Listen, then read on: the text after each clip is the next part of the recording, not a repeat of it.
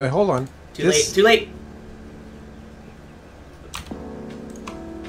What's up, everybody? This is Presto. CorporalNosaj. And this is episode 65 of the Nintendads podcast? 65.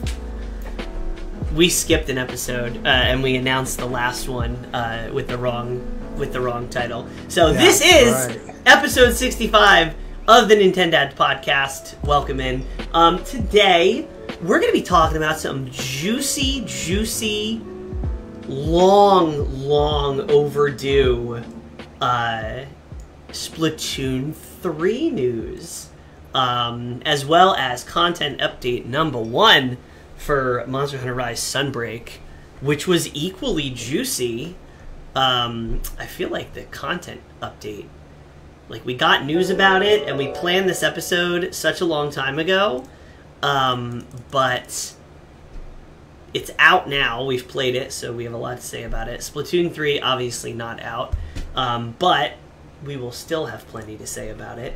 But as we do, let's start out with the huge, as the kids say. Corporal, what you been playing? What you been playing on your free time? On my free time? I know that's a trick question. It's a trick question. But what have you been playing in the time that you've been playing things? So the only game that I have been playing when I am not playing games for the Nintendads is with Little Red playing Castle Crashers. We finally beat the game for a second time. So we were playing the game once on regular mode, and then we're playing the game again on hard or insanity, so that we can unlock certain characters. So we were playing Castle Crashers again. And then I play Plants vs. Zombies on my phone. Plants vs. Zombies? Like the old school Plants vs. Zombies? Yes. No yes, kidding. Yeah. That's pretty cool. Did you ever try Battle for Neighborsville? That, like, it was like a class-based shooter? Yes. You did? I have it on Xbox. I always wanted to try it, because it's actually kind of cool. Kind of cool. Sorry, I'm just posting the link to our Discord. I have been playing, as I'm sure you'll be shocked to know, Monster Hunter Rise Sunbreak for the Nintendo Switch. I've been really sinking my teeth into the endgame content, which I will spend the back half of this episode absolutely gushing about. Oh, Nuha! Thank you for the like. John Caspero, thank you for the like as well. And Jason Bernard in the chat. He's everywhere. Yeah, I've been playing Monster Hunter. I've also been playing a little bit of Splatoon 2, shaking the rust off, because I am certainly quite rusty at that game at this point. You're rusty? I'm super rusty at Splatoon. Do you need some rusties? Rusties! Bumper ointment cream. I don't even want to talk about how many times I've seen that movie. Almost as many times as I've seen Encanto, but there's 100% less musical numbers in Cars. I'll be honest with you, though. I have a special place in my heart for Cars. So Cars 1 and Cars 3. 2, we can... Two's garbage! Two's... I'm so glad we're in agreement on this, because this episode was about to change course. Real quick, yeah. Episode 2. Cars 2 needs to be put in the junkyard. Cars 3 is amazing. Cars 1 is the classic. Cars 2, you have amnesia for. Cars 1 and 3 are top shelf. I feel like Cars 2 was like a side episode. Like, it could have been like... It should have been multiple shorts or something that not actually is a part of the universe. We're going to do a whole episode on power ranking Disney Pixar movies by their appeal. Okay, what have you been drinking? I know, Bud Light. We see it. We all see it. Have you been drinking? I know you drink other more interesting things, though. I mean, LaCroix. Okay. Lots and lots of LaCroix. Yeah, LaCroix. I mean, I like that flavor that tastes like you're standing in a room and someone is screaming the name of a fruit in the next room. And that's what LaCroix tastes like. You made a joke a while back that LaCroix tastes like water that was placed in the same storage room as a carton of fruit. And while the joke was funny when it initially happened, about a week or two later, somebody else made a very similar joke on like TikTok or something. And I was like, does everyone in the world hate LaCroix? Or like, yes. Am I the only one who likes it? Either you are like obsessed with LaCroix like you are, or you are obsessed with making fun of people that are obsessed with LaCroix. There's only two things. I've never talked to anybody in my life that's like, yeah, I like LaCroix. It's pretty good. It's either I have hoarded it in my garage, or LaCroix tastes like somebody whispering the word lemon into my ear while I sleep. So those of you who don't know, at one point I was able to acquire a secondary fridge that I love how whenever there's so many things that you've told me that you were like, I was somehow able to acquire. Like, not, I went and I bought this, I got this. I was somehow able to acquire through suspicious means. I mean, Tom, welcome in on the Facebook side. How you doing?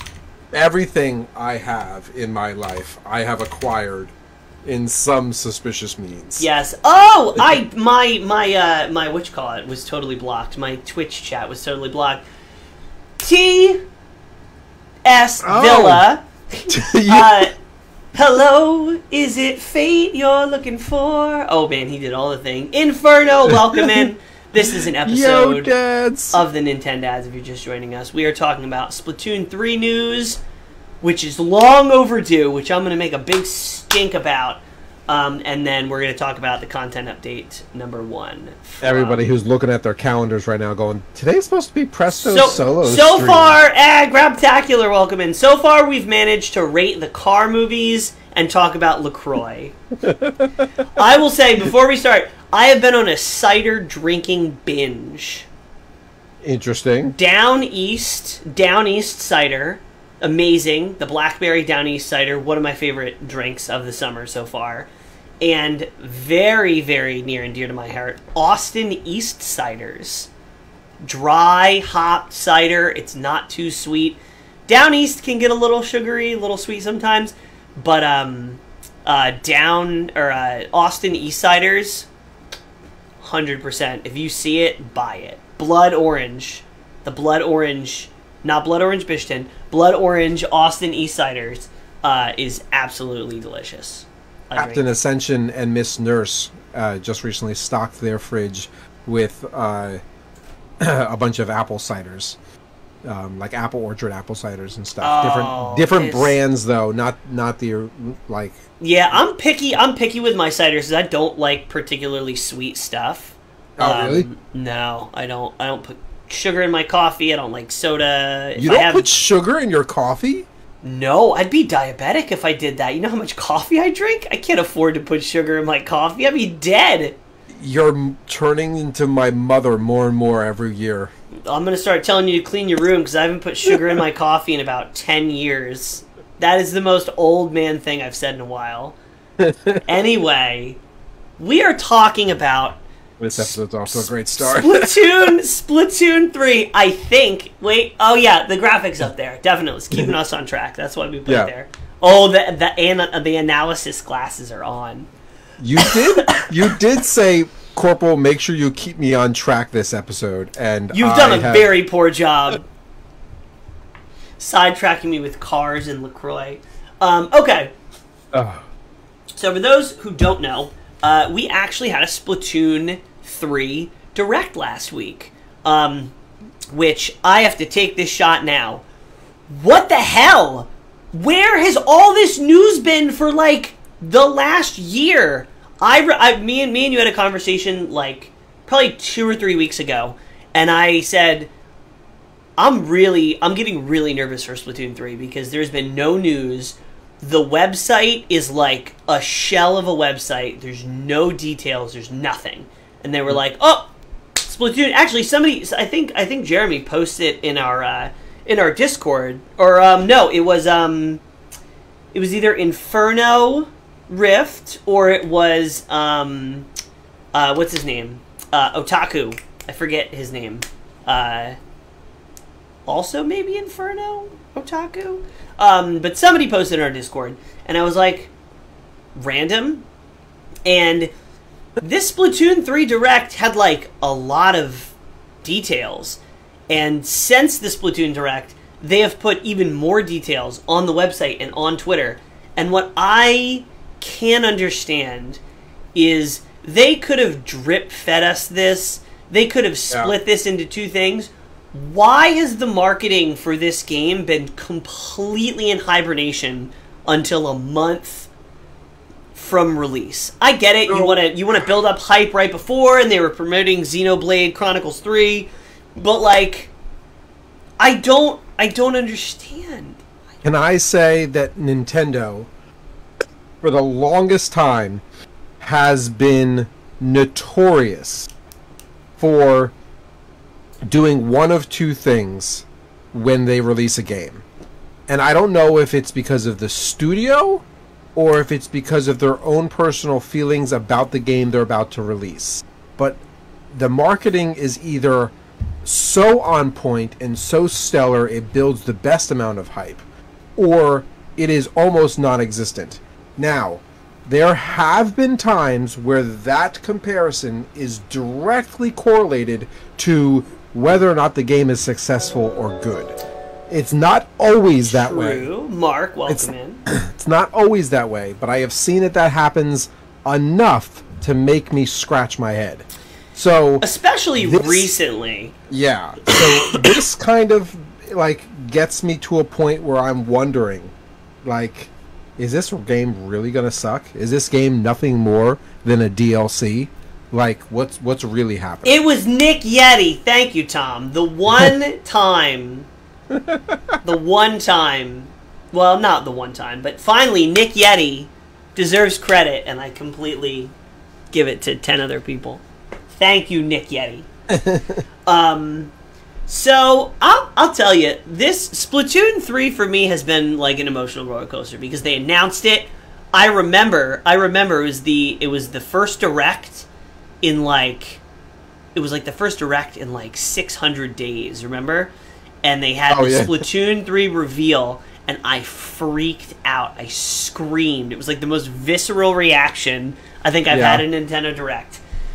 And then they showed more of it, and my hype slowly but surely declined. And then I was like, oh, but Splatoon 3 and Sunbreak are my most anticipated titles of the year. And then months and months and months went by, nothing. Then this Direct came, and I was like, oh, and I saw it, and I think I was just in sort of a bad sourpuss mood. It was too early. I didn't have my coffee with no sugar when I was watching the Direct, because after the Direct, I was feeling kind of like humdrum. I was like, this is just Splatoon 2.5. I mean, I said the exact same thing. When I saw that Direct, I was like, this yet again sounds like a DLC. It sounds like it's a whole bunch of quality of life bug fixes, and that's it. So, Fate Maker said, Asia gets a ton more trailers for Nintendo than anywhere else. If you live there, you would have already seen the TV commercials. I've seen the TV commercials because I've seen them on my YouTube feed and looking up Splatoon things. But I mean, maybe I highly doubt they're on TV here. But so I was a little off put by the Direct, but I haven't played Splatoon. I haven't been in the ecosystem in a long time. So after the fact, I started playing Splatoon 2 a little bit more to shake off the rust. I started watching some of the videos and reactions and analyses from people like Wadsum, Squid Academy, like big influencers in the space who have stuck with Splatoon. And all of them were really excited. and had a lot to say about, like, just showering the Direct with praise, and had nothing but good things to say about all the changes. And I think I've been removed from Splatoon for so long that these changes that seem small when you're in the context of playing Splatoon 2 a lot are actually really, really big deals. And the more that I see, and plus there's a shitload of information on the website that wasn't in the Direct, or that was severely underplayed in the Direct. So the more I've gone over this, the more excited I'm getting, and now I'm cautiously optimistic about Splatoon 3. So, now we're going to actually get into it instead of just hyperbolizing. I would say the name of the game and the biggest deals for Splatoon 3 are quality of life. And if this is going to be, if I was doing I might even do this. If you were to, in a nutshell, say the changes and new things of Splatoon 3, I will say quality of life may breathe new life into the Splatoon franchise. Interesting. Because I am more excited about the seemingly small quality of life changes than I am about any new feature. Any truly new feature. And I will explain why.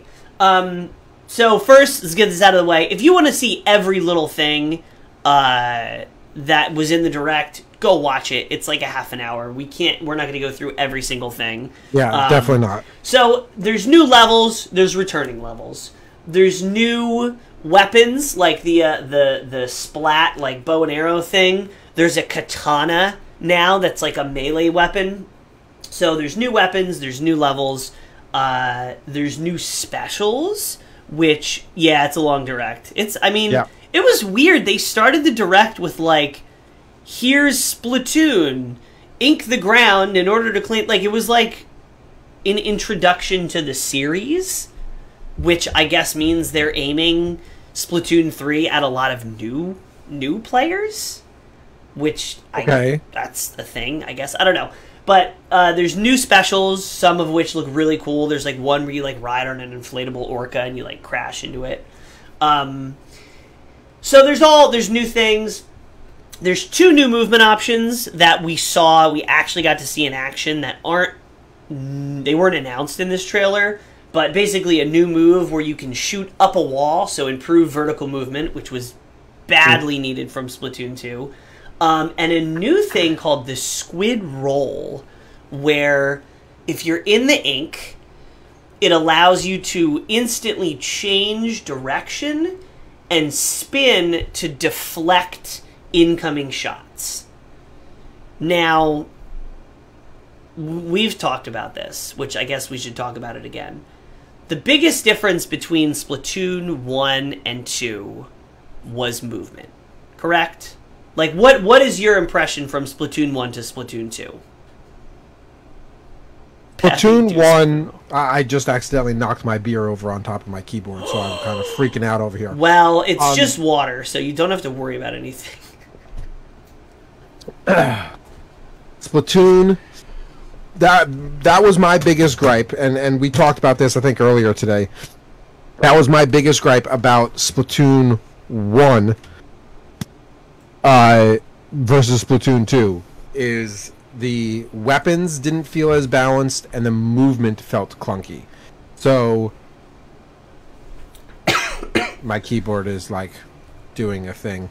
But besides that, like, Splatoon 2 had an immensely more content.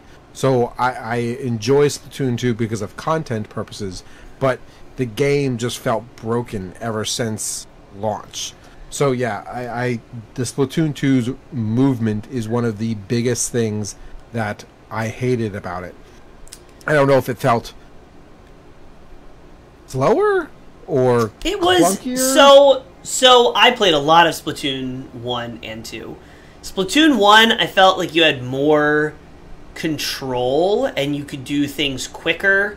Splatoon 2, eventually some movement like techniques came out where there'd be substrafing, where if you were in the ink and you wanted to instantly change direction, you had to hold like you were going to throw a bomb. And hitting that would cause you to pop out of your ink and stop your momentum. And then you had to quickly resubmerge yourself and you could try to change direction. So people found ways around it. But it's clear that, like, the movement from a baseline standpoint was not as fluid and fast and as free as Splatoon 1. Also, gunplay and positioning in Splatoon 2 overshadows movement, I think. Right back. Okay. I will just rant while Corporal attempts to save his keyboard. In Splatoon 2, having range and positional advantage on different levels is way stronger than it was in 1, and I think it overshadowed the movement capabilities. Because in 1, I felt you could do more things with movement to outplay people. In 2, you outplay people. Get the rice, Corp! In 2, you outplay people by being a better shooter or having better positioning in the stage, in my experience. Positioning so the map layout in 2 was better and worse. Yeah, I know exactly what you mean. Successful. Reconnection successful. Alright, hold on. Hold on, Corporal! My thing just said reconnected. I'm getting back on. Oh, you're back in Discord. There you are. What did you say? Uh-oh. Alright, can you see me? Can you hear me? Are we live? I can see you. I don't know if we're live. That's exactly what happened to you, isn't it? I guess so. My Discord just crashed and OBS just disconnected. And then I think I told you. This is wild. So if you guys are still with us, we're back. Okay. Did we reconnect? Is it the same thing? Oh yeah. It looks like we're still here. Great. That keyboard must be connected to everything. Yeah, Corporal, what did you do? You managed to crash Discord and OBS and Streamlabs. I'm gonna put money on that it's a Facebook issue. Just well, anyway. It doesn't look like Facebook got disconnected. I know, but I think Facebook disconnected OBS. I don't know what happened with Discord. That was super weird. As Twitch is now restarted, the stream has started over. OBS. So here's Streamlabs. Yeah. Anyway. Were you recording or were you just streaming? Just streaming. Which means we're gonna have to download that twice. So much fun. Well, no, the Facebook one didn't disconnect. I don't think. I think it's okay. one thing. Yeah, it's still going. Anyway. So sorry. Where were we? Yes, Splatoon 2 levels, both great and terrible. But the whole point of me talking about bringing up from Splatoon 1 to Splatoon 2 is, I think if there is anything, looking at it, it doesn't look like the movement and the speed is that different from 2 to 3, from what I've seen in 3. But then again, I didn't really think Splatoon 2 looked that different from Splatoon 1, but we'll see. I think if there is anything in the game that has the potential to really change everything about it and the flow of combat, it is the squid roll. Because if the squid roll is really an option that is super strong and that you can change direction quickly and you're basically immune to attack, that's the thing, is I don't know if it's damage reduction or if you're straight up immune when you're doing it. But if it's fast and it's a strong option, that could like make or break the game. Mm-hmm. And it might just be you do it, it's slow, it's for getting back out of position, but if you're in the range still, then you're toast. But it has the potential, I think, to make Splatoon 3 as different as 2 was from 1, in a good way, I hope. So the 2 new movement options, potentially really big. There's new ability chunks, you can re-roll your gear, lots of small details that are new but ultimately the same, like a rework of some of Splatoon 2's mechanics. First quality of life improvement is you can save gear sets. So if you're like me and you're a nerd and you have one set of gear for roller, and then in your mind you have another set of gear for the Splattershot Junior, you can save those sets instead of trying to frantically scramble and remember what goes where between matches. And so that I agree with. So having gear sets is a phenomenal option because you can have different clothing, hats, shoes, shirts, outfits that'll truly benefit what it is that you're working with. And the simple act of being able to switch back and forth without having to go back to the shop, find what you've purchased, change your shirt, go to the next shop, find the hat, change your hat. Like, it's good to be able to have those gear sets, I believe. Yes. There's going to be casual, competitive. Competitive's now called Anarchy mode for some reason. If you have Splatoon 2 save data, you will be able to jump directly into competitive mode. If you don't, you will have to level up to level 10 before you can enter competitive matches, which was the case in Splatoon 2. Okay. Hey, Gaming Montel, welcome in.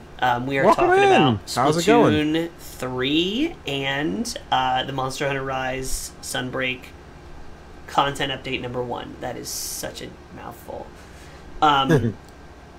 So yeah, the next, so these are kind of all in one blob.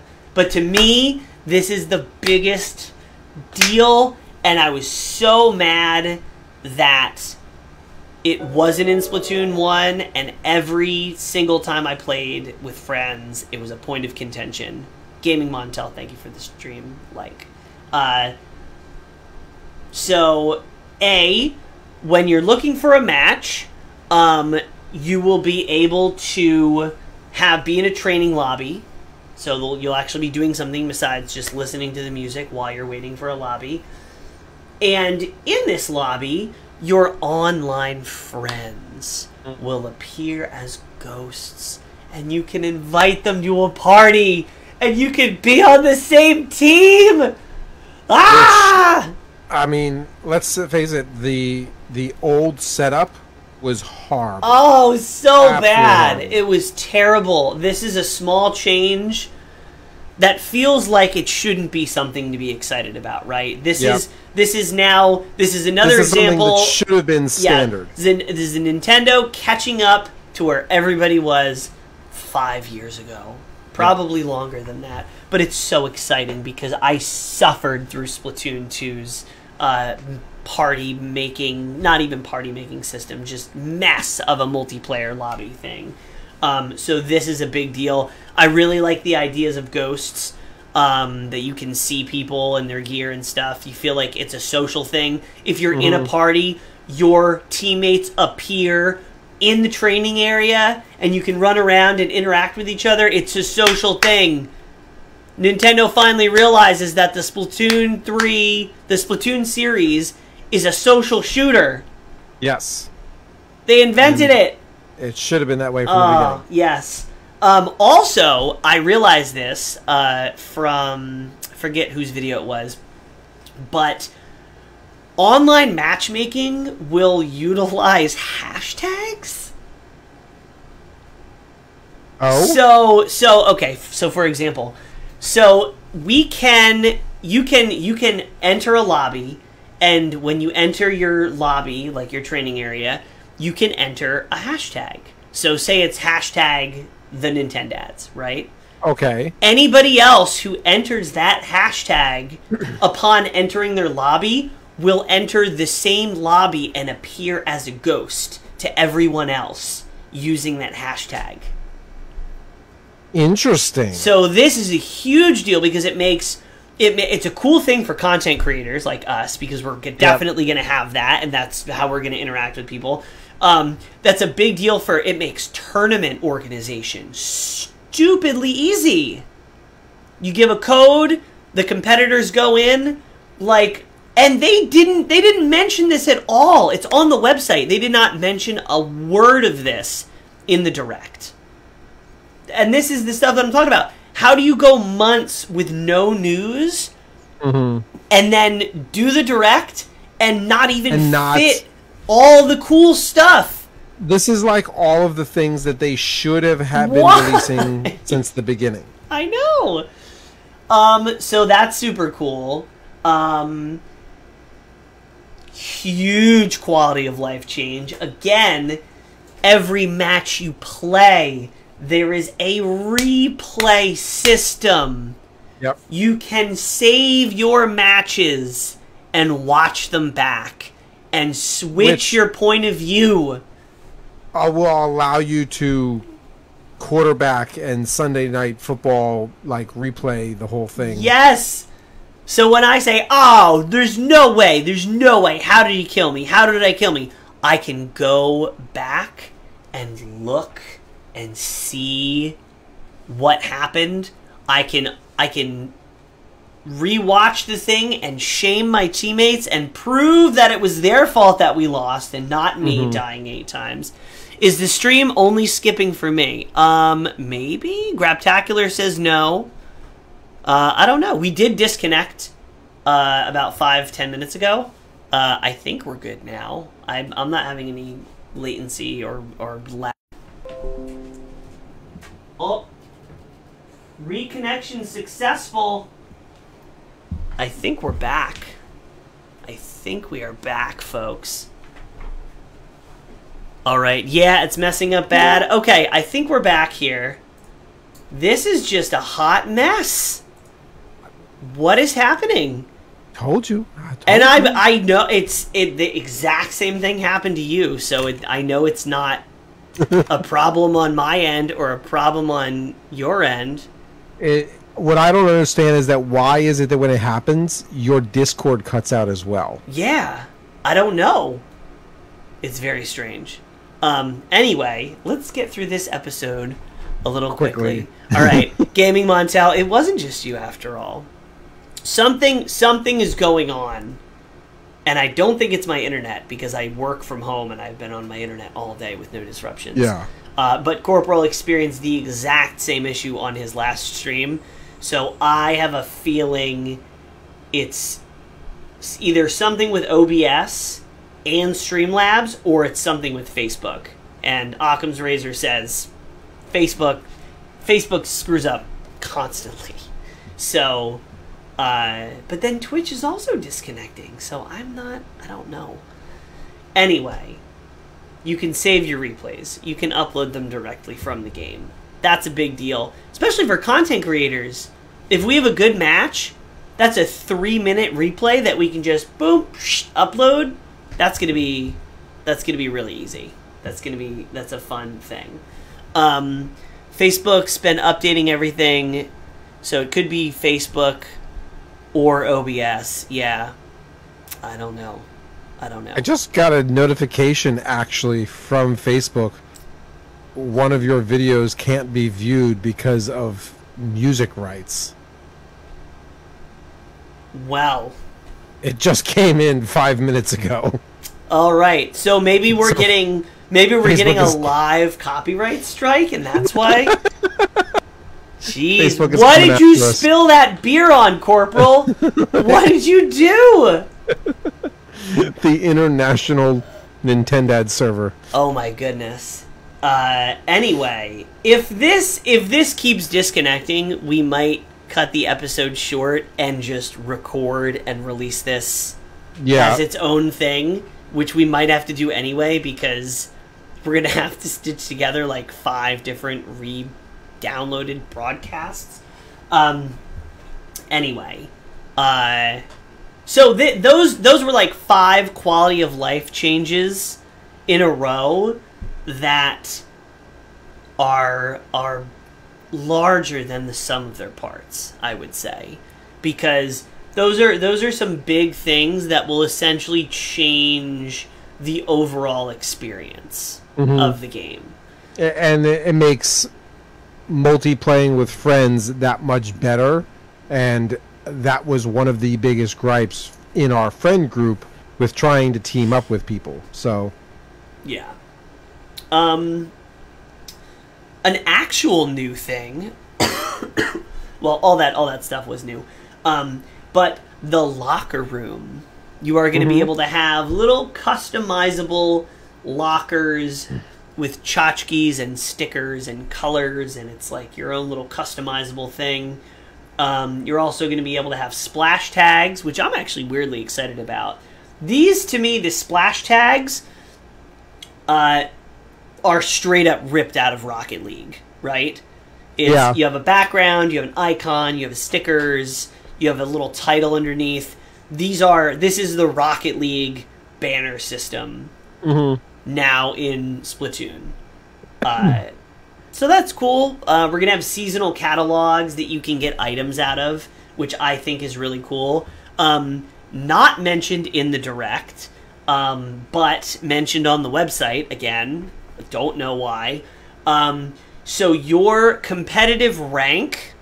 So they said the catalogs are going to be updated basically once a season. So you're going to have a fall catalog, winter catalog, spring catalog for all the new items, locker items, clothing, weapons. You're going to do it by season. The competitive seasons are also going to follow this this pattern. And in between competitive seasons, your competitive rank is going to get somewhat reset. So if you reach the top level, S, it's like S, S+, and then it goes like S1, S+1, S+2, all the way up to 50.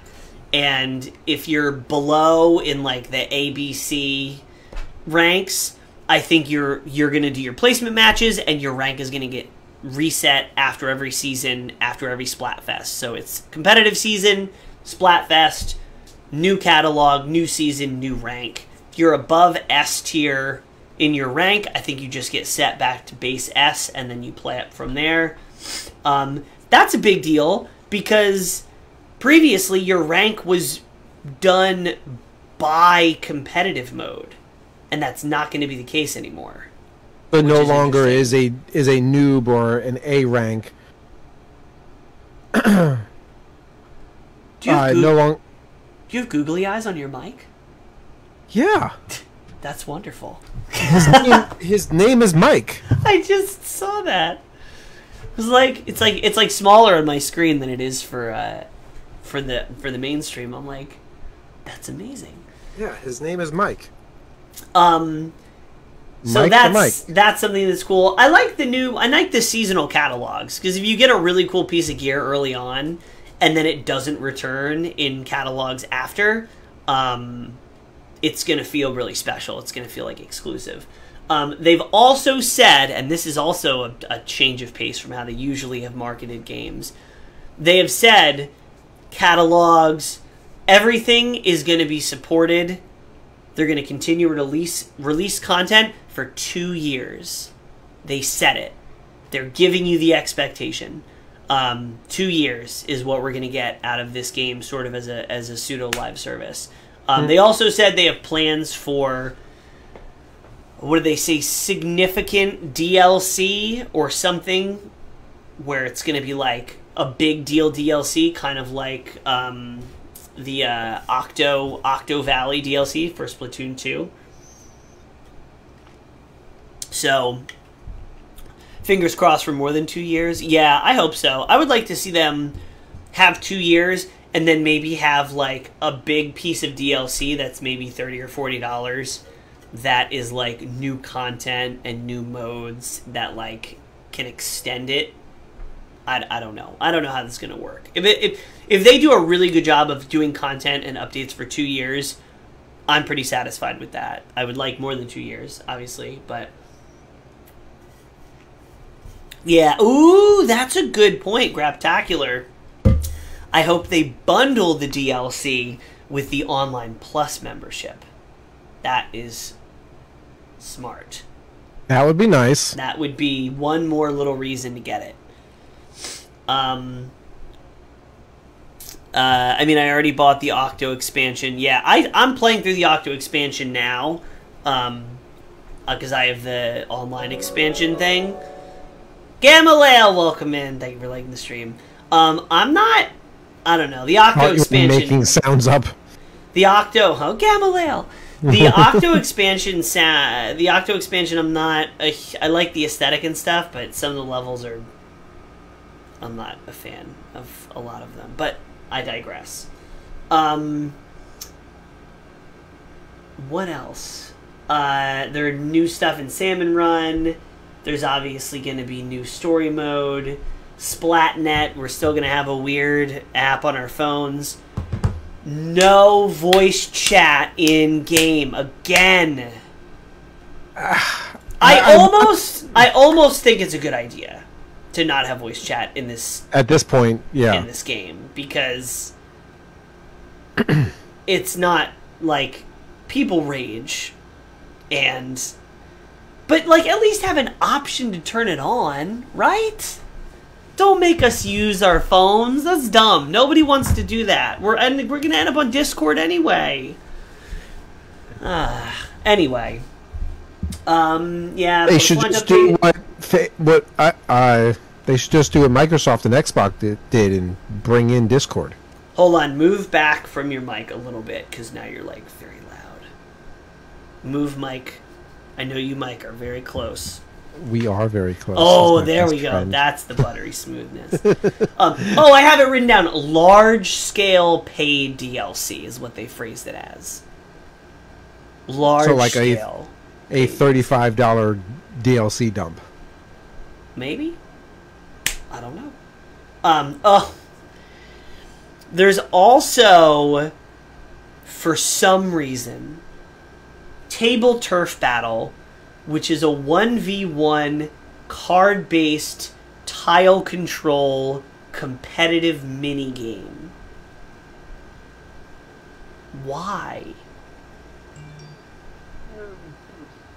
Yet again, that was announced in the grand scheme of things, along with these other things that were smaller but also important, where they left out other things that they dedicated just to the website.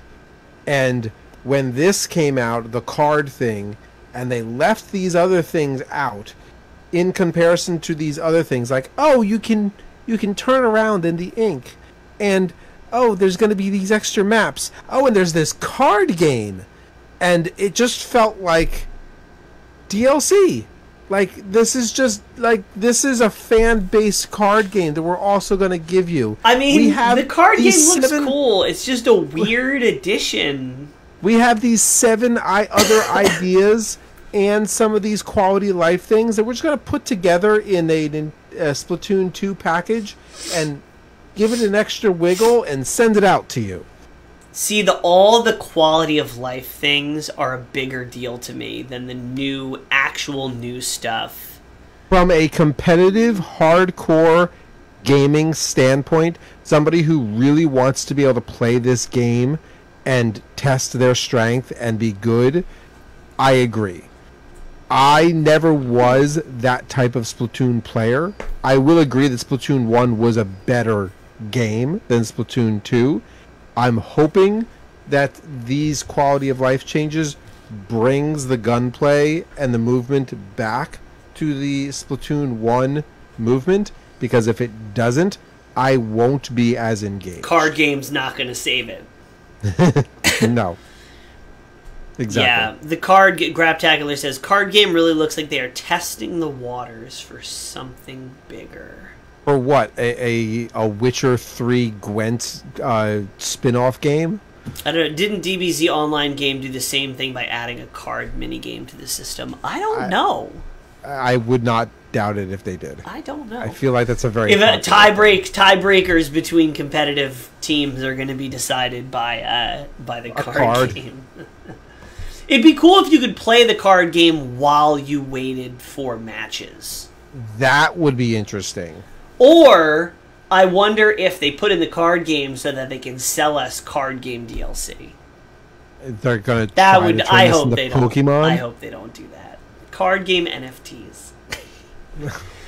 The last big thing are they're changing the format slightly for Splatfests. Splatfests are going to be structured differently in terms of determining who wins.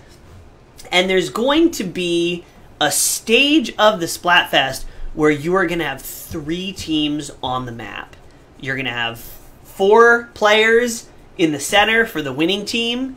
You're going to have 2 players from the second place team, 2 players from the third place team, because there's going to be 3 teams for every Splatfest instead of 2. And you're going to have 3 colors of ink vying for control. I think that is maybe one of the most interesting things. Actual I'm new afraid things. how it's going to come out. I'm afraid that it's going to be too hectic. I mean, it is going to be hectic. Splatfests have always been hectic. From what I heard, there's going to be 2 teams of 3 and 1 team of 2 teams of 2 and 1 team of 4. So it's still 1 team of 4. Yeah. Which means you no longer have your friends connected to each other in a loyalty thing. It's now whatever team you're being bounced to. Well, that was kind of always the case with Splatfests, because if you and your friend pick different teams on Splatfests, you were never playing in Splatfest together. Sure, but that was a choice made. Yeah, that's true, because you can be playing with 4 friends and then it gets cut in half. And I wonder how it gets determined of, like, if you have a pre-made team, like, what is it, like, top performers? Is it random? Is it ABC order? Like, do they take your rank? Yeah, I don't know. Do they take your ping connection? So it's interesting, though, that I'm very curious to see what the dynamic of 3 people, and maybe that becomes a normal mode that you can queue into, is teams of 2 going in, and there's 3 teams of 2, and that's its own mode. And maybe the Splatfest is the testing grounds to see how that'll work. I think that would be cool. That would be a new mode. There's no new modes in Splatoon 3. All the competitive modes are the same competitive modes that were in Splatoon 2. Splatfests are the same with the addition of the 3 things, but there's not one new game mode in Splatoon 3. And I think that is what a lot of, if anybody's having criticism that it's too similar to Splatoon 2, Splatoon 1 and Splatoon 2 had massively different weapons, different dynamics, different specials, different game modes. Splatoon 2 to Splatoon 3 has 0 new game modes. So it would be nice if they included a turf war that was 2v2v2. I think that would be pretty sweet and an actual new thing. Closing thoughts? How are you feeling about Splatoon 3 now? I have not seen anything that has given me faith that I am 100% getting my Splatoon 1 movement back. That's think fair. that this has done more to solidify that it's going to be Splatoon 2, but we're giving you these other gimmicks to kind of help make things better. And that is upsetting to me. I will be happier if we're closer, halfway, meet me halfway to Splatoon 1 movements. Maybe then my friends will stay into it, and maybe then I can continue to play more. And as long as they continue to give us content update and new maps and new Splatfests, maybe have Splatfest events or in-game, and let's face it, like, go back and look at Fortnite. And I've used this analogy before. For those of you who've been listening to us long enough, take a shot. That Fortnite has a model where almost every month there's a little something that they're giving you. Wait, hold on, I have to interrupt it. Did you see what the newest Fortnite thing is? No. Maybe I did. They added Dragon Ball Z characters. Oh, yes. You can be Goku, you can hop on Nimbus, you can do the Kamehameha, like... Yes. Like, come on, guys. If there was ever a thing that would get me into Fortnite, this is coming very close. Oh, I jumped back into Fortnite when Batman came out. I jumped back into Fortnite when you got to fight Thanos, and I jumped into Fortnite back when you got to play Darth Vader. Like, you want to see me get back into a game just so I can play a particular character. Yeah. Fortnite knows what they're doing. And I'm not saying the Splatoon needs to pull in pop culture references in order to get people in, but for Christ's sakes, give us juicy new types of content regularly on a fast-paced schedule. Monthly seems to be working really well for Fortnite. I don't know if Nintendo can keep up. No build mode is the best thing for old timers to get into Fortnite. I might. Yes. I might. Yeah, I agree. Maybe we'll have a sub goal or something. I will say that one other thing that they added that's another quality of life thing for the Splatfest is leading up to... Because there's sometimes where it's like Splatfest is like Saturday afternoon to Saturday night, and it's like 12 hours, and if you're away those 12 hours, too bad for you. Yeah, they you're are working changing that it. week, or you're on vacation or something, you're screwed. And this is something else that's on the website that wasn't in the Direct. You are going to be able to pick your team and then play in normal matches. And if you've picked your team and you're playing in normal matches, you will accrue points for your team in the days leading up to the Splatfest. And that will contribute towards your team winning the Splatfest, even if you're away. And it's like another thing that's cool. I think it's a good idea. It's an improvement. And they didn't...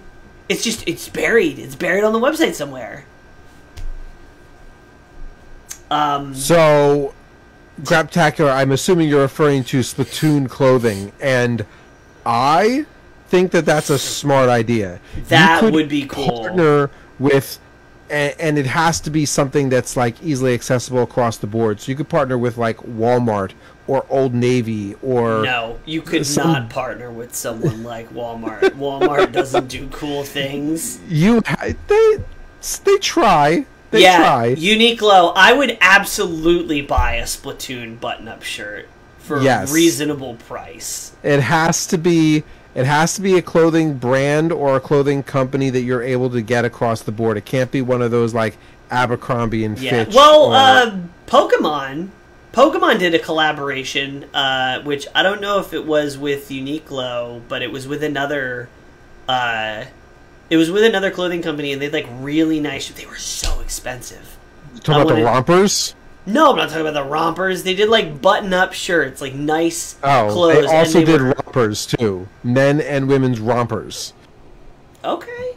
They also did sneakers. So like, Splatoon could totally partner with Nike or whoever makes the Walmart walkers and like make.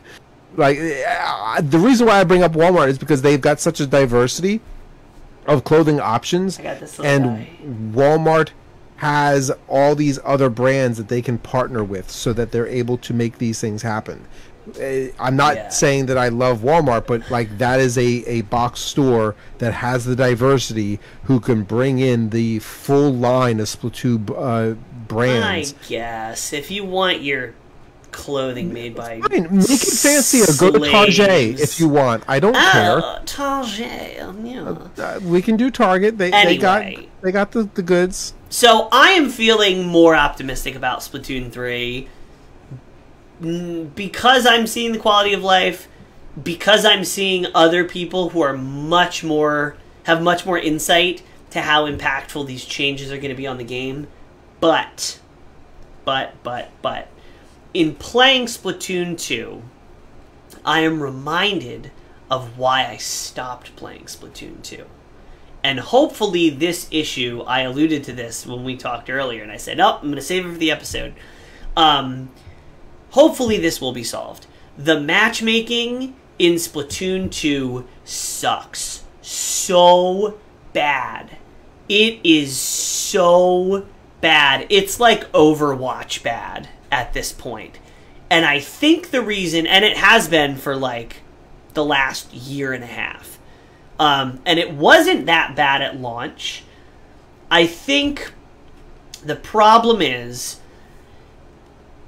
there's not a big enough player base for Splatoon 2, and there hasn't been a big enough player base for Splatoon 2 to where matchmaking could really do what it needs to do. If you jump on because Splatoon 2 sucked and so many people left to move on to better games? Partially. I don't think Splatoon 2 sucked. I love Splatoon 2. It's one of my top 5 most played games on the Switch. I had a good time with it. But I think there was a quicker and steeper fall off for Splatoon 2. And because they destroyed the gameplay in comparison to Splatoon 1. Yeah, they made it much more... Splatoon 2 also has an issue where if you have a team that blocks you into your spawn, the game is over. Yeah. That is a fundamental issue with the level design. That's exactly... When you get blocked in your spawn in Splatoon 2, it is a perfect storm of everything that's wrong with Splatoon 2. The map design, the overemphasis on gunplay and positioning, and the matchmaking. Because if you have people that are better than you, who take advantage and abuse the map design and the positioning and the weapons being overpowered versus the movement, you get blocked in your spawn, and you can't do anything.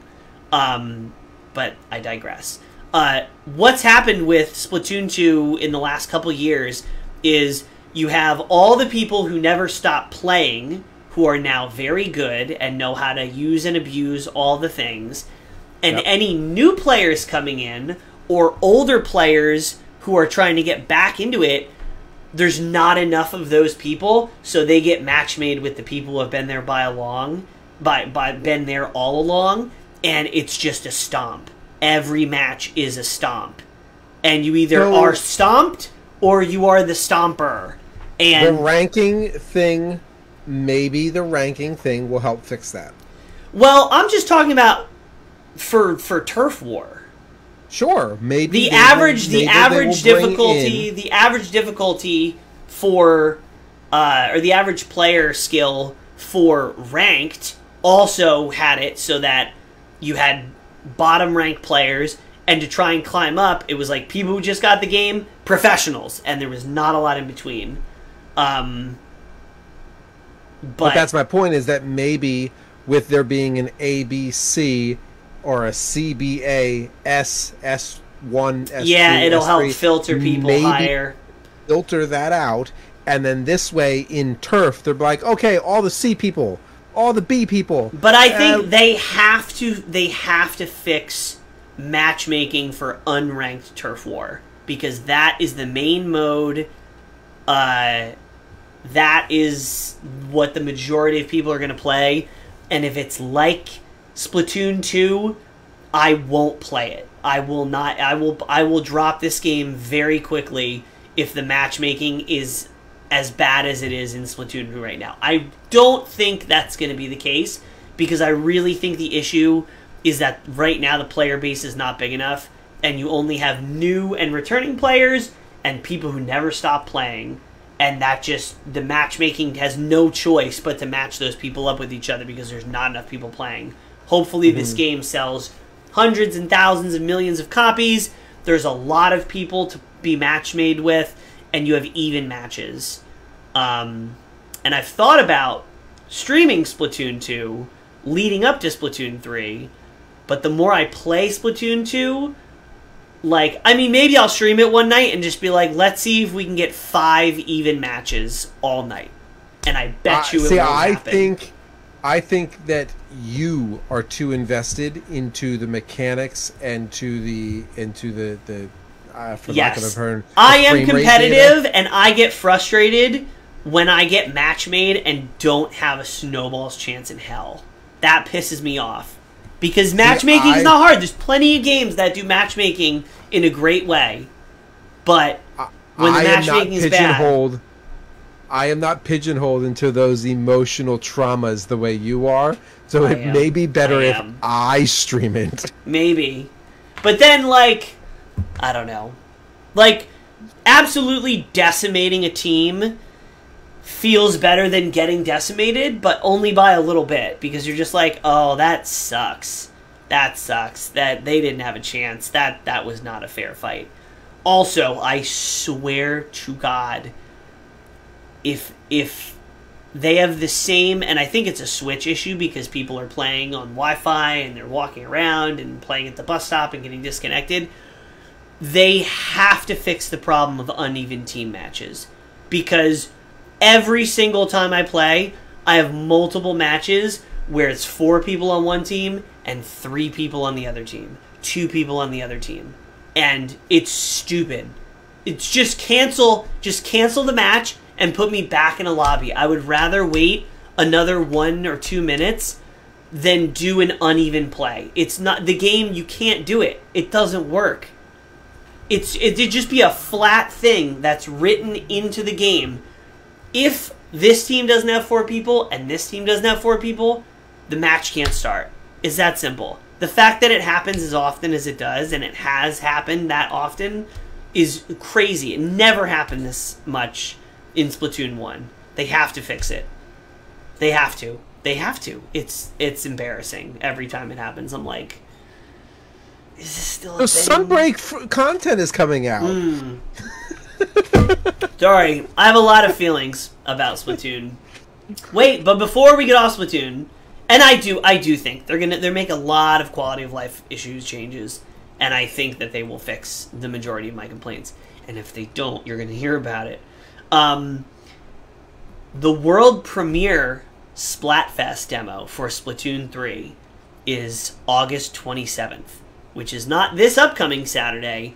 This Saturday it's next after. Saturday. Yes, we're gonna play. I hope we can play together. It would be a shame if they didn't include like friend partying. But we're gonna play. We're gonna stream it. You will see an event on our Facebook page and our Discord shortly. So yes, look forward to that. Now Sunbreak. Sunbreak. Monster Sunbreak. Hunter Rise. Sunbreak DLC. No, it's not content. Title update. Yeah. Title update 1. Monster Hunter Rise. Sunbreak. Title DLC. Title update 1. This is. There's a name for you. What's harder, playing Charge Blade or remembering the name? Yeah. Sarah Alexander, thank you for liking the stream. Welcome. So this title update was fire. Sorry if that was way too loud. It was fire. We got Lucid Nargacuga. We got Seething Bagel Goose. We got Silver and Gold Rathian. All extraordinarily fun fights that Corporal will eventually get to when he by the reaches time the Master next Rank update 10. Yes. By the time the next update comes out. I discussed this on my Sunday stream with the people who joined me, but like as much as I love Monster Hunter, there are so many other games that like I am more interested in and that I think I get more enjoyment out of. So I do not play Monster Hunter in my free time the way Presto does. Though I am significantly behind on leveling the way everybody else is like 99, and I like truthfully Hunter rank I just got to 90 the other day. Oh, for regular Hunter rank? Regular Hunter rank I just got to 90 the other day. Oh. So Wait a second.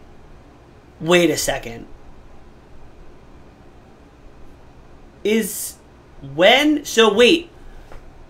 Do you fight Valstrax at Hunter rank 100? If I do, I gotta go back to the other place. I don't even remember. It was years ago. I remember. This is my point.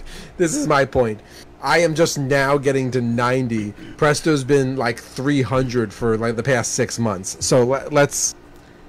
Moving on. We're gonna get you there. Anyway, the new monsters are all fun.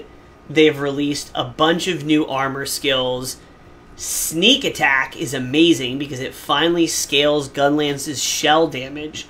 20%? You're scaling shelling damage on the Gunlance 20%? Oh! Christmas has come early. Jose, yeah, Valstrex is at 100. Okay. That's gonna be a thing that you're gonna have to do. But yeah, all the new fights are great. There's new armor sets. But the absolute star of the show when it comes to Content Update 1, Title Update, Content Sunbreak 1, DLC, plus bonus action. They promoted the Lucent Nargacuga and Seething Bagel Goose and Silver. You know, those were the ones that were like, this is the Content Update. But then they snuck the best part of the sandwich right in between the bread. Anomaly investigations. We got a very similar end game loop as World. Randomized investigations that you can slowly chew through that scale up with randomly generated difficulty modifiers. Delicious! And these random investigations, you beat them, they get harder. There's some truly, truly challenging fights towards the higher levels, which, as much as I play, I have not gotten to. And what do you get for all your hard work? Oh, you get weapon augmentations. Beautiful, basically rampage skill slots for rarity 10 weapons. And, more controversial, slightly less popular, random augments to armor sets, which I think is interesting. If I was trying to min-max and be a speedrunner, I would be thoroughly annoyed. But I do, in fact, still play the game for fun, believe it or not. So I enjoy a little randomness.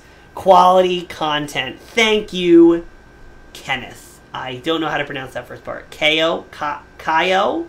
Kenneth, welcome in. Yes, Content Update 1 is amazing. The new anomaly investigations are hard. They're fun. It's endgame. It's endgame as it should be. It's a grind, but it's fun. Kaio. No! Okay. Oh, like Kaioken times 10. We were just talking about Dragon Ball Z. But welcome in, yeah.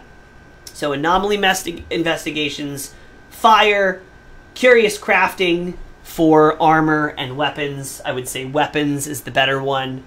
RNG for the armor is still fun, I think. Yeah, so there was new monsters, and then there's the new endgame stuff.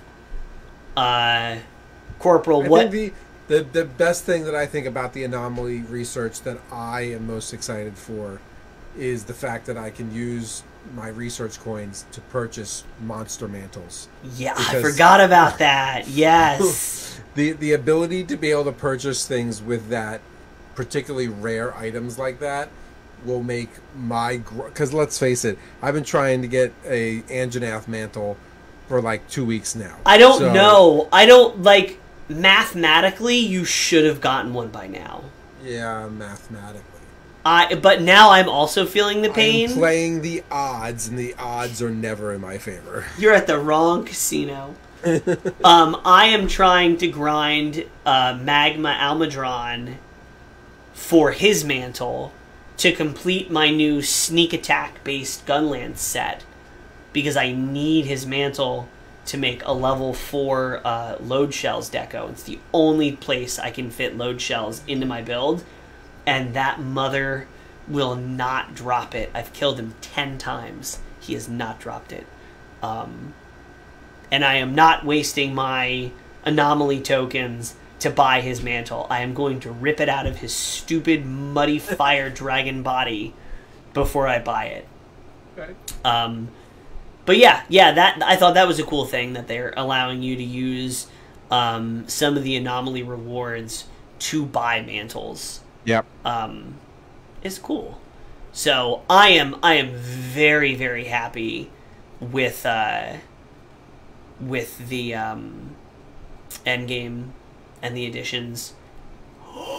Oh my god, I just realized something.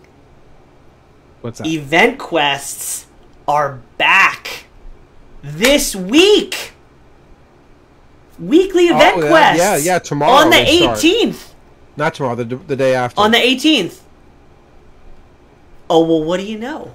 We have a co-stream planned for the 18th. I think we should stream Monster Hunter Rise Sunbreak title update 1 event quest 1. Aha! We couldn't have planned that better if we tried. I really hope it's like a reasonably like difficulty-wise. Because if they're like, alright, event quest 1, Scorn Magnamalo, Valstrex, Silver Rat, like, it could be something gnarly. And we could have to suffer through it. But we're gonna see. If you want to find out, come back on Thursday. And either see delight or panic, or maybe both. Probably both. Regardless, I'll panic and I'll let you decide the truth. I will be delighted. If they're like, I will hang on to your coattails. I'll put on the coattails. I'll put on the coattail layered armor set. I have that. I am the Kazooie in this banjo mashup. Yes, I want to take you by the legs and beat the monster to death with Corporal. Use me as a hammer. And the chicken head from the D&D campaign. What else? I think that's it. What's the side quest? Is there a side quest? Yeah. I have a very simple, basic side quest. Do you believe Splatoon 3 will surpass its predecessor, hold up to the hype, or land in the ink? Ooh. So, I think Splatoon 3, now that I've seen what I've seen, I think Splatoon 3 will be better than Splatoon 2. Okay. But I think that's high praise. But, big but, I am kind of leaning towards, I don't think Splatoon 3 is going to be as commercially successful as Splatoon 2 for a couple reasons. Number one, Splatoon 2 was, I believe it was a launch title, or it was very close to a launch title in the beginning of the Switch's life cycle. So when the Switch had only a few games, Splatoon 2 came out, it was soaked up for people hungry for first-party Nintendo games.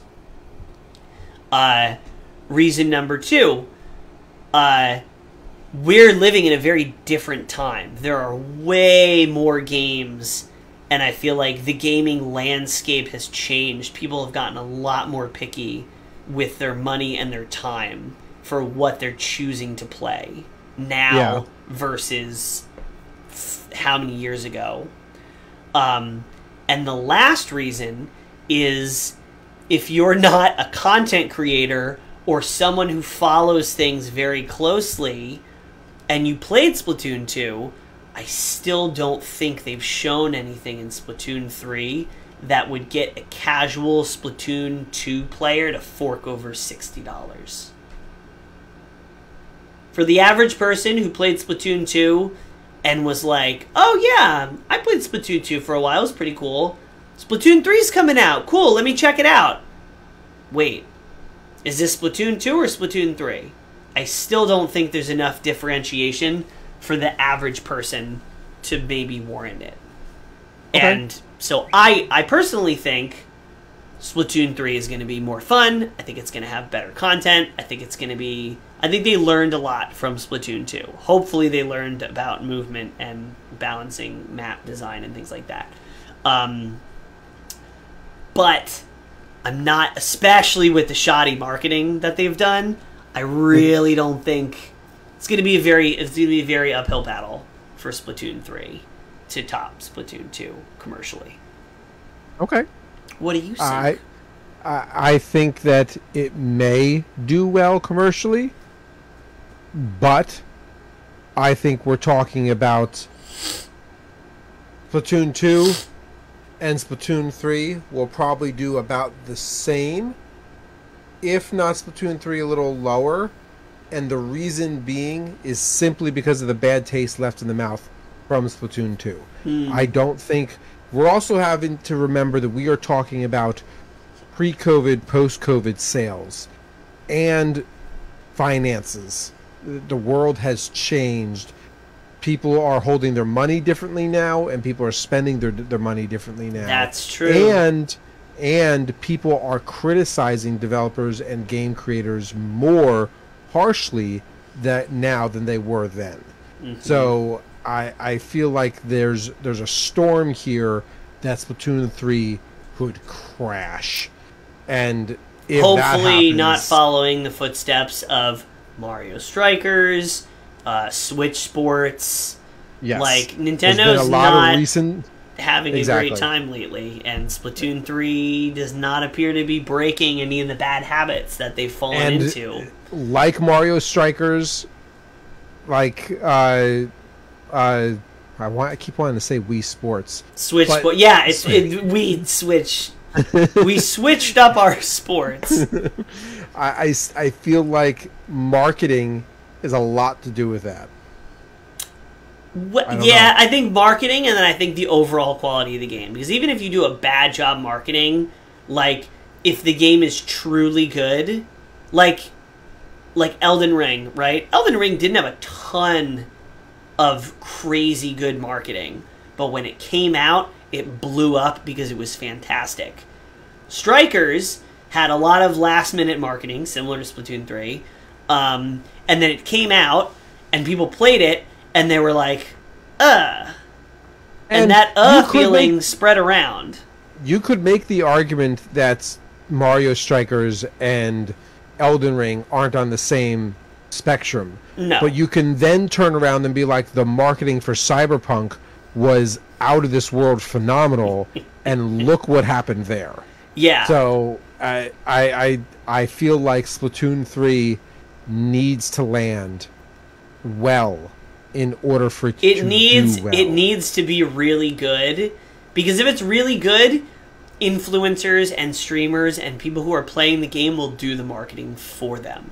Exactly. But if it's not knock your socks off, that is going to be the message that comes around. That single player campaign end boss music better slap harder than a tennis racket. The music slap harder than a tennis racket and a beach ball. I will say, when they showed the trailer for the story mode, I remember the music being super crispy. I actually think I might have put that in my notes. Hold on. Let's see. Crispy music. Return of the Mammalians. Battle the Octarian Army story mode. Epic finale of the story from 1 and 2. Next bullet point. All caps. Music is banging. Banging. I wrote it. So that's it. Splatoon 3 is going to be a massive success. Game of the year, as long as the music is good. As long as the music is good. Yep. Okay. I think that's it. I think that's our episode. One other thing. Sorry. I got mugged, and they took my coffee. No. I knew you were sneaking it. Wait, what is that mug? I see a mug with text. There's 2 different mugs. That one. The one on your left, my right. No, I dropped my squid. My left. Yes, that one. Yes. This one. Yes. Also, do you have a giant Bowser action figure there? I do. What the heck? Ask me about my dad jokes. What? Yep. I am... It is a criminal offense that it took me asking about that mug for it to make its way on stream. That needs to be in every stream. And I got mugged. They took my coffee. That was the joke. You should have said that and then taken a sip from that mug. This is the other one. I promise to love you even when you're old and still play video games. Oh, I think I've seen that one. Yeah, that one's the one that... Lady Sage got? Oh, hold on. I have to butcher somebody's name real quick. Okataboy? Okatabu! Okatabu! Welcome in. First We butchered time your name, chat I'm sorry. viewer. Hello, welcome. We are just wrapping up our episode on all the Splatoon 3 goodness. And Monster Hunter Rise Sunbreak. No! Monster Hunter Rise Sunbreak title update 1. Such a horrible name. But a great piece of update. Some great content. We are the Nintendads. This is our show. It's a podcast. You can find this episode on our YouTube channel in a couple of days, on Spotify, wherever you find your podcasts, and possibly in several pieces on our Facebook page because OBS crashed 4 times, and I'm terribly sorry. OBS was like, oh boy, shoulda used different software. That's what OBS stands for. Anyway, yeah, we will see you again on Thursday for our co-stream. Monster Hunter Rise, getting spanked by the first event quest and loving every second of it. So if you're writing down on your calendar because you want to follow the Nintendads. I don't think anybody besides our old asses are using paper calendars. Checking out Spotify, yes. Yes. The video, we got early access to video episodes on Spotify, so you can listen and actually watch. We've been doing this for like almost 3 years now. Yo, our 3-year anniversary is coming up in October. At the end of October. You know what the 3-year anniversary means. Depending on when it falls, I still may be on my honeymoon. Nope. Sorry. This was on the calendar before you proposed or anything. Don't even think about it. I'm going to still be in California. I fear, if anybody who's been watching us for a while, take a shot. If anybody was around for our 2-year anniversary, you will know how much of a hot mess that stream that was a drinking night. I have a feeling that it's going to be one of those. I have a feeling that in order to not get banned from our respected platforms, we might have to do some of that stream on our Discord for people on our Discord. I mean, because I'm amazed we didn't get banned for our 2-year stream. Amazed. Yeah. We violated like half of the terms of service. I'm incriminating us right now. I need to shut up and go to bed. Okay, everybody, we will see you on Thursday. New people on Twitch, make sure to follow us and come back. Check us out on Spotify, all that good stuff. We will see you on Thursday. Also, Thursday, for your calendar people, Thursday is our co-stream where Presto and I will be streaming together. We'll both be here. Normally, Sunday is a solo stream, a Corporal solo stream, and Tuesday is a Presto solo stream. Because of the Splatoon 3 demo that's coming out on Saturday, maybe both of us will be around on Saturday, but that's our schedule, so feel free to like and follow. And you guys get the absolute treat of the bonus cat. Bonus cat? Dash cat, yeah. I have him on camera. Dash! Hi. Please don't bite me. I love you. Yep, that was Dash Cat. Sometimes making an appearance. He was the loading screen for our last episode, lounging on my desk. He was. Hi. Oh, he's not happy that I picked him up. I'm gonna get bitten later. All right. We will see you on Thursday. Take care, everybody. Cheers, everybody. Peace.